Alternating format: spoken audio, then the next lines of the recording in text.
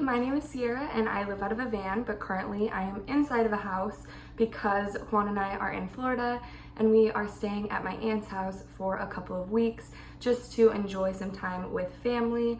And it is a little too humid outside to put on makeup and it actually stick to my face. So I thought that it would be a lot better and easier to do it inside, so then that way as soon as I put it on it just doesn't come right off. So we're gonna jump into what I use for my zero/low waist, aka Z-low waist makeup routine products, things that I have, things that I plan on switching out, and just like putting it on. So yeah, let's get into it. So this bag is clearly plastic, but like I've said in my last video, it would be entirely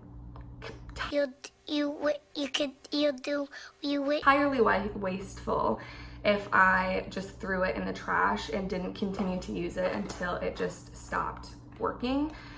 So I am using a big plastic bag, but that is just because I don't want to throw it away because that would be wasteful. So this is what I have for now, and I'm honestly not complaining. I think it really does the job, and yeah, it's big enough for all of my stuff. So, okay.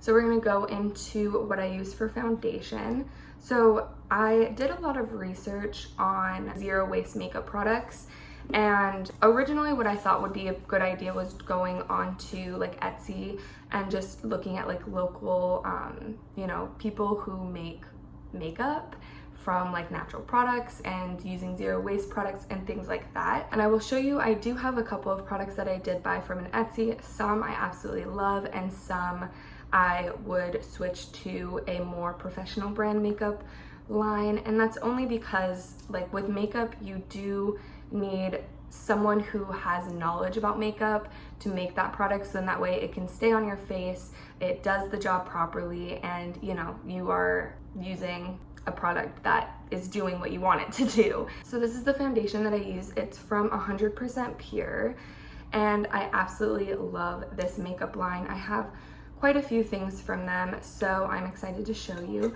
But this is the cream foundation, and at first I originally didn't like this product because I didn't think that it blended properly, because initially I would take it and I would pat it in and try to blend it that way, but it works better with just honestly like lightly just rubbing it into your skin. Don't like pull on your skin obviously, but just melt it in with the warmth of your finger and just glide it. I don't know if that's bad for your eye, but that's just how I do it, okay? So I'm sorry. And it just looks so much better. I do want to try out different foundations because this is the first zero waste foundation product that I have used. So I do want to test out a lot more products, probably from their brand, honestly. There's also a brand at Whole Foods called Mad Hippie, and they sell products on Etsy as well. And I think some on Amazon if you want to look into their products, but I would definitely like to try some of their products as well. And the trick with this foundation also is I don't use a powder because I feel like a powder just makes it separate even more. It doesn't keep it from creasing, and I think that it blends even better with the oils in my skin. I have oily skin in my T-zone, and then like under here it's like normal skin. I don't think that it's dry at all, and I don't think that it's really oily under my eyes, so I don't have a problem there as much. But on my forehead I do get oily, and I really don't notice it creasing or, you know, sliding off unless obviously you rub it and stuff. But that's gonna be any foundation, honey, so I don't know what to tell you.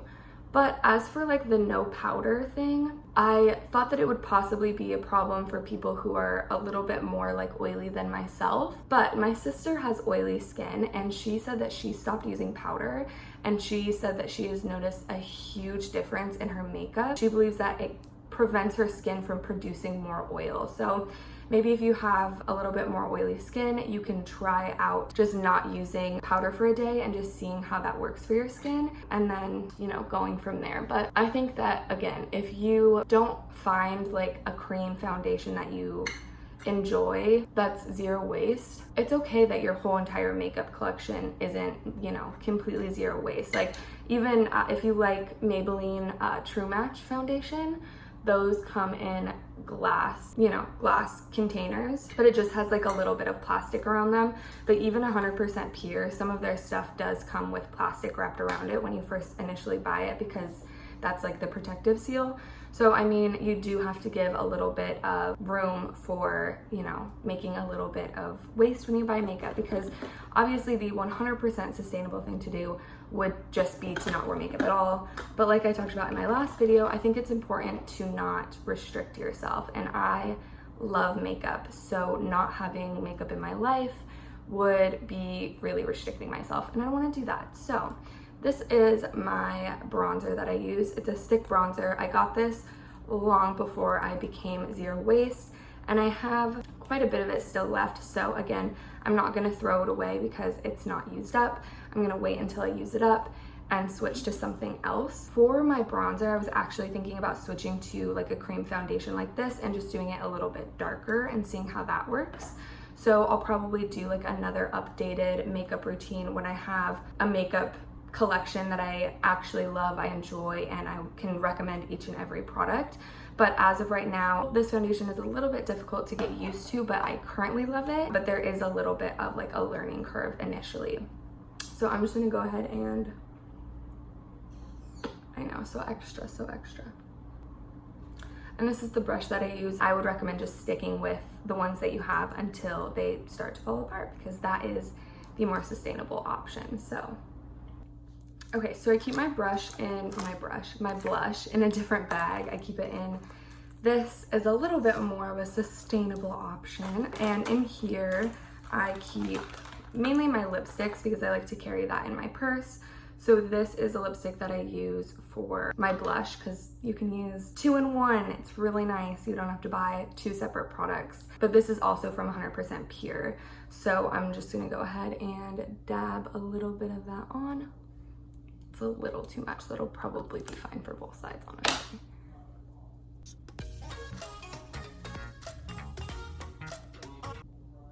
The nice thing is that it blends very well. So even if you put a little too much on, it can blend out and still look very natural. And then it just adds a little bit more like flesh. That's weird. What does it add? Like liveliness to your face? I feel like it kind of wakes you up a little bit more. So for my highlight, I'm actually really sad about this because I bought this from an Etsy seller, and I will have all of the products that I have linked in the description below. But I bought this from an Etsy seller and I loved this product. I thought it was super amazing. But then I went to Arizona at the end of the summer and left my poor bag in our hot van, and the product just melted. But I still love this product nonetheless. I think that it still works like a charm. So I still would recommend this, but I don't recommend leaving it in your hot car like I did. So yeah, I'm just gonna put a little bit on the back of my nail and then just blend it in. It's just a cream highlight. And then it just adds a little bit of some like iridescent-y shimmers in there. Okay, so now the next thing that I'm gonna do is my eyebrows. So I just use a regular eyebrow pencil. This is from NYC, I think. Again, it just came with a little bit of plastic wrapped around it. So it's not 100% zero waste, and it also has this plastic cap. So just things like that, again, make me want to continue to go towards the zero waste lifestyle. If you want to know what that is, it's basically zero waste and low waste living put into one. So then that way you don't feel like you are restricting yourself or limiting yourself or forcing yourself to live this unrealistic lifestyle. Like even things that are supposed to be sustainable aren't 100% sustainable. So again, allow yourself that breathing room, give yourself a break. Not everything that you're going to buy, not everything on the market is available to be 100% sustainable. So as long as you are just making a conscious effort to move into that direction, you are making a positive change. So go light on yourself.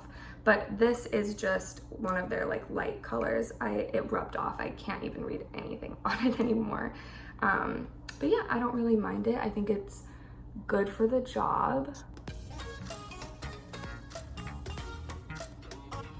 Next, we are going to mascara. So I'm gonna show you guys the mascara that I had originally bought and then just kind of explain.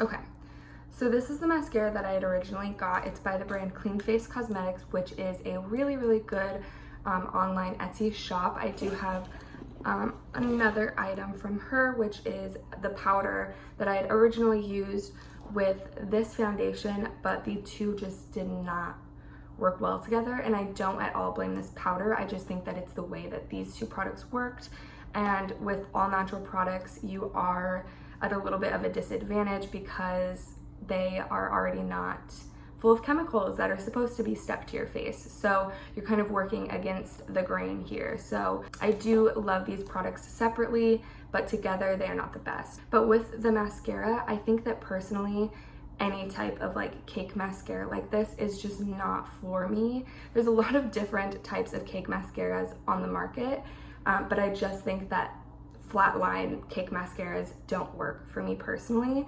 I also just don't like how difficult it is to open these tins. Again, it's not her fault. It's literally just because like I have so many products that have tins like this where they suction to the bottom, so then it's like so hard to open. So it's something just to be mindful of as a purchaser. And so yeah, and then the mascara just cakes around the side here, so it makes it even harder to open, and then it just gets really messy because the mascara starts falling everywhere, and then you just have black all over, and then it smears if you touch it. So again, I love her line. I love what she has to offer. I do have another like lip tint that I think is in my purse that I swear by. It's so pigmented, so soft, absolutely amazing, but just cake mascara personally is not for me. So then mascara is what originally got me looking into 100% Pure, because I knew that I needed a traditional mascara, but that wasn't wasteful. So I started looking at their different types of mascaras, and this is actually made out of black tea, and it smells so good. I really, really love this mascara. So I'm just gonna go ahead and curl my lashes.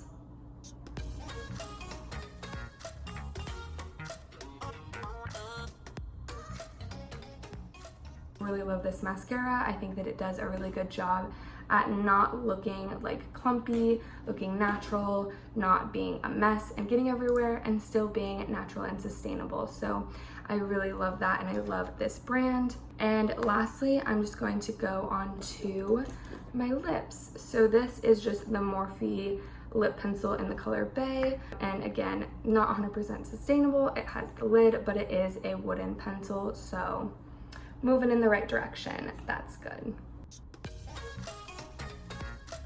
Okay, and that is it. That is my sustainable makeup bag, and the rest that's in here is just like this beauty blender that's like a microfiber beauty blender. Again, got this before I went zero waste. I'm not gonna get rid of it because that would be wasteful. And then an old sharpener that I had that you can clearly tell that I've had for years and years. Wasteful to throw away, so I'm not gonna do that. And then all of these brushes that I know I will eventually use for makeup, but I don't use them on a regular basis. So I keep those as like backups for when I kind of want to be a little bit more playful with my makeup. And also another thing that I keep in here, I did give myself a little bit of a leniency with at least one makeup palette. So I decided to keep my Urban Decay Naked Heat palette because this is my favorite palette. I think that it just looks really good on the reds and the neutrals, and I really like the looks that I can create with this palette. So even though it is covered in plastic and has chemicals in it and it's not 100% natural, I'm not going to limit myself from doing something that I enjoy doing, which is being a little extra on my makeup looks. So I did give myself a little bit of leeway to at least have one palette that I can mess around with. I looked into the 100% Pure palettes and they do have a lot of really good options, but there are not colors like what is in the Urban Decay Heat Palette. So yes, I am, again, being patient with myself and allowing room for growth. So yes, I hope that you guys enjoyed this video. Please let me know your tips, tricks, opinions, thoughts, whatever it is, respectfully in the comments below. I look forward to chatting with you, and I will see you guys next Thursday. Bye!